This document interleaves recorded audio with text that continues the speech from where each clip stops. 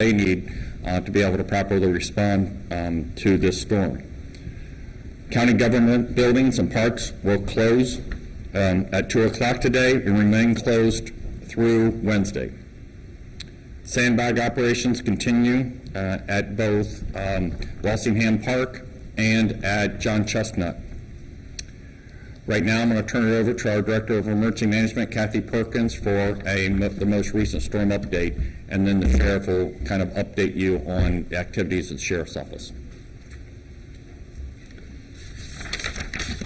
Good morning. Tropical Storm Elsa is currently over the Florida Straits and remains a strong tropical storm, moving north-northwest at 10 miles per hour.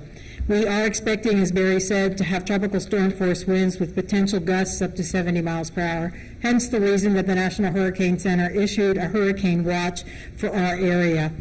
The most likely time for those tropical storm force winds to arrive is tonight by 8 p.m., with it exiting tomorrow morning at 8 a.m. We are expected, as Barry said, to receive some storm surge, could be elevations of 3 to 5 feet overnight into tomorrow morning. And with this storm, people are initially going to see those tides lower than normal. As the storm advances up the coast and becomes parallel to us, that storm tide is going to come back in rather quickly. This is why we are really stressing for people that had flooding during Tropical Storm Elsa or Hermine, in those low-lying areas that are prone to flooding. We highly recommend that you do your evacuation before those winds arrive, so we can reduce the need for any emergency response during the storm. We do expect to see potential surge and above ground and the flood-prone areas. You can look up your address to see what type of flooding you could expect along the coastal areas at storm.pinellascounty.org. Of particular areas of concern within Pinellas County: Tarpon Springs Sponge Dock areas, Caladisi and Sherwood Forest RV Park area, Mariners Cove Mobile Home Park, Twin City Mobile Home Park, Riviera Bay area, Shore Acres area, Downtown Gulfport, Crystal Beach, Tarpon Wood Subdivision, and we're watching very closely the gauge at Worker Creek, Oldsmar, especially the coastal areas, Johns Pass Village, and Bay Point. Again, I want to stress that if you do not feel safe sheltering in place at home, we highly recommend you seek shelter with friends, family, or in hotels, or as a last resort, you are welcome to come to our 2 open shelters. Those shelters are located at Leoman Exchange, 5175 45th Street North in St. Petersburg. This is open to general population, special needs, and for people that need pet-friendly accommodations. Ross Norton at 1426 South Martin Luther King Jr. Avenue in Clearwater. This is open to our general populations, and if people show up with pets there, we will coordinate with animal services to make accommodations. Pets should come in an appropriate carrier or cage, and you should also bring in pet supplies. Pinellas Suncoast Transit is providing free transportation to shelters today. If you have special needs, and especially for those that are electric dependent, because with these strong winds and ground saturation, we could see power outages with trees coming down, you are welcome to come to our Learman Exchange. If you need transportation assistance, you can call our Community Information Center line at 727-464-4333. Again, we are stressing that the public finalizes their preparation today. Get your sandbags if you think you may have flooding in your home. Take pictures of your home and contents, elevate and secure items. If you're in an area where you park a car in a low-lying area that may be prone to flooding, we recommend you move that to a higher area. If you are going to leave your home, or if you start to see any sign of water within your home, you need to turn off the breakers. Again, if you do not feel safe, you need to consider relocating further inland, friends, family, hotel, or the shelters that are available. Do not drive through flooded streets or wade through standing water. There could be hazards that you can't see. We have tips for what the public can do for flooding before, during, and after at storm.pinellascounty.org. As Barry said, we are prepping up for damage assessment, monitoring for flooding concerns. If you see downed trees or areas of flooding, the public can report that through the county's See Click Fix app, and damage assessments can be reported for your homes through our Citizen Residential Damage Report, and again, you can find that at storm.pinellascounty.org. And any power outages, you should report them to your power company. Thank you. Thanks, Kathy. So, as we know, this is going to be a water event. There is going to be flooding. There is going to be storm surge. And that's what gives us the greatest concern.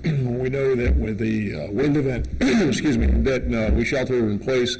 And the water, though, in many cases, it's easy because this is coming in as a bigger storm and we have evacuations. We don't have mandatory evacuations here, but what we are asking is the people that are in the lowest lying areas and those that are susceptible to flooding, where it's going to happen, and you're going to be affected by the storm surge, that you consider not being there. And again, this is not a mandatory evacuation, just a recommendation, because as we've seen in the past with storms, I know what's going to happen is we're going to get calls. This is going to be an overnight event, and people are going to wake up in the middle of the night and they're going to have 3, 4, 5 feet of water, and they're going to call, and we're going to end up having to go out and do rescues.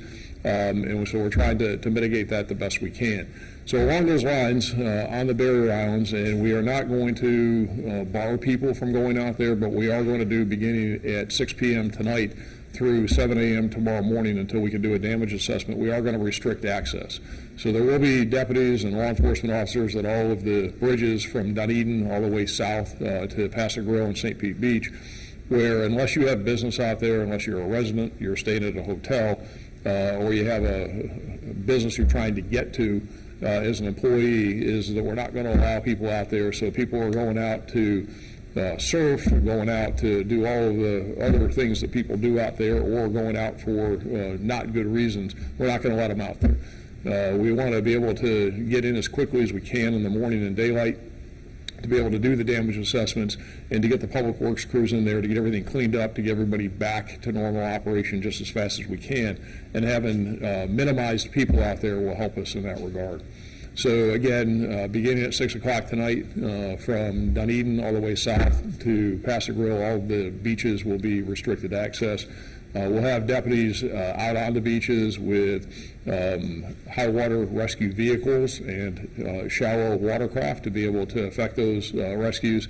We're also looking at Oldsmar, Upper Tampa Bay, and the other areas that we know that there's going to be flooding and are susceptible to storm surge. So the traffic lights also throughout the county are a concern. We'll have deputies out, law enforcement officers out. They'll be able to control those intersections because we are expecting some power outages. Remember, the ground is flooded, it's saturated, and there'll probably be trees coming down, and which will affect power lines. So this is not the biggest storm we've seen, but it's also not an insignificant event. We are going to see consequences from it. We just ask everybody to be prepared, be as safe as you can possibly be, and we'll get through it. It's expected to be here, I think, as Kathy said, for about 12 hours, and it should exit about 8 o'clock tomorrow morning. So we're prepared, but we need to get everybody's cooperation and everybody's help to get through the next, really, probably 24 hours and get things back to normal. So that's it from our perspective. Unless Barry has anything you want to take it. Did anybody have any questions? Anything you want to ask? Sheriff, what is your message to our visitors and guests that are here, especially this is just came off the July 4th weekend. There's a lot of people staying in our hotels on the barrier islands. So really, either leave or shelter in place. I'm not asking people to leave the hotels, not asking people to leave any of the timeshares or anything they have out there. I'm just asking people to be smart about it. And if you are in one of the hotels and you're elevated up, that's fine. And there's no reason to leave. Again, this is I'll call it a soft restricted entry, just to make sure that we're having people out there that really have a need to be out there, and trying to make it easy on the county's public works crews and on us as we're navigating out there. And there will be rescues that we're going to have to do. I know it's going to happen. It happens every time. It happened last time. So we just want to have those people that are here for tourism to enjoy the beaches, enjoy the hotels, but stay off the roads from about 8 o'clock tonight until about 7 o'clock tomorrow morning. One of the things I will mention that I mentioned a second ago is that we will have, and we'll publish the telephone number where people can call, is that for those rescues that we end up doing, is that we will have reunification points. So if people do get rescued, they'll be taken to certain reunification points, one North County, one Mid County, one South. These are not, I want to stress, these are not shelters. These are reunification points where if you've been rescued by law enforcement or by the fire department, that we will take you there, and then you can all meet up with family and friends and get to where you need to be. If people need to go to shelters from there because they don't have a place, then we'll get them to the shelters. But these are reunification points, so we have a centralized point of contact. And if somebody needs to know, because they can't find a loved one, a family member, friend, etc., and they need to know they're there, we'll put a number out where they can call. Just, I know you mentioned that if you could talk just a little bit more about the overnight nature of the worst of this and the emergency response. Yeah, it makes it exponentially harder, and some of these things that we're doing, we may not do it and have done it to the extent that we are if it was daylight. But working overnight and in the dark, and when people are sleeping and they get up, and the bulk of this, remember, is going to be between 11 p.m. and 3 a.m., especially as it relates to the storm surge. So that definitely makes it harder, and it can pose for more dangerous conditions because you can't see. Not only do you have water, but you've got darkness on top of it. So it does make it a lot harder and a lot more challenging for us.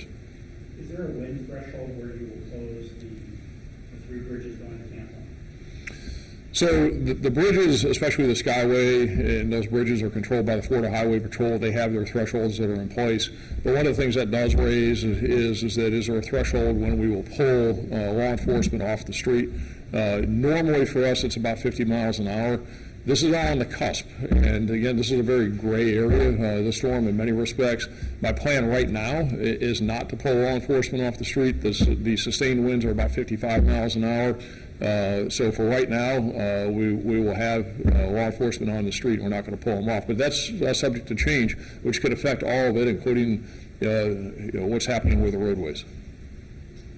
About high tide, I know with Ada, that was probably the biggest thing with these water streams during high tide, and kind of the limit of the review event. Yeah, I'll let Kathy talk about that. Yeah. Yeah, the high tide for this does not look like it's going to coincide when those tides are coming in. So, but what we could see is we are expecting some high tides tomorrow morning. So that could impact the ability of any water that's standing on the roadways for it to drain back out through our storm drainage system. So we don't expect it to be as high as Ada. Might be a little bit more than people saw for Hermine. We definitely want people to heed that warning. With the storm slowing down, that means the storm will be slower going through our areas. Could be, it depends on if the winds contract or expand at all. We'll continue to watch that, make sure that we're messaging for when it is safe for, we want to make sure that it's safe for our responders to go out to do damage assessment, and then we'll also be messaging when it is safe for the public to be able to go back out on the streets tomorrow morning. I know you can never say for sure, but I heard you say within there, you don't think it will be as bad as Ada. Is that fair to say, is that the general statement? Correct. The projections for Tropical Storm Ada were 4 to 6 feet. We're at 3 to 5 feet, and Ada was came in at high tide, so there was that additional factor. We don't expect to have that high tide when we see those the surge coming in between 11 and 3.